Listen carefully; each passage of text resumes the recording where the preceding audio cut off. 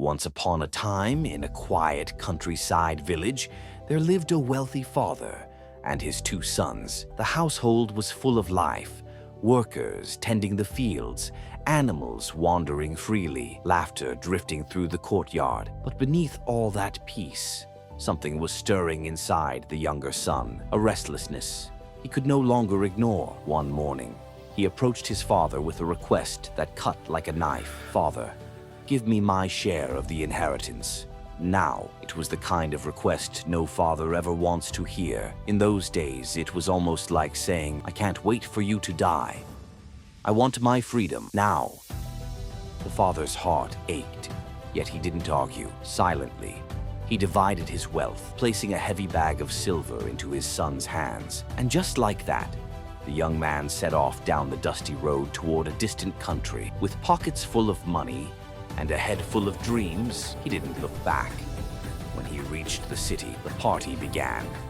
He spent everything: fine clothes, loud nights, music, wine, and strangers who cheered whenever he walked into a room. He lived without limits, careless, reckless, blinded by excitement. But money doesn't last forever, and when the last coin slipped through his fingers, the music stopped.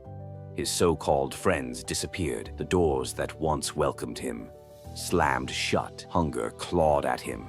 And then a terrible famine swept across the land. Desperate, he took the only job he could find: feeding pigs, an unclean, humiliating job no one wanted. Covered in dirt, starving, alone, he watched the pigs eat and wished he could have a mouthful of their food. That was the moment his heart broke open. My father's workers have food, and here I am, dying of hunger. So he made a decision, one filled with fear and humility. I will go home, and I will beg him to take me back, even as a servant. Weak, trembling, he began the long walk toward home, rehearsing his apology, step after step, expecting anger, expecting judgment, expecting rejection. But while he was still far away, his father saw him, not by accident, not by surprise. The father saw him because he had been watching the road every single day. And then something unbelievable happened. The father ran. Old men never ran in that culture. It was seen as shameful, undignified. But love doesn't care about dignity. Love runs. He sprinted toward his son, tears streaming down his face. And when he reached him, he didn't ask for explanations. He didn't list failures. He didn't demand anything.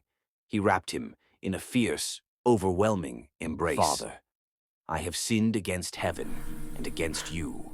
I'm not worthy." I'm truly sorry. But before he could finish, the father turned to the servants and shouted, "Bring the finest robe, put a ring on his finger, sandals on his feet.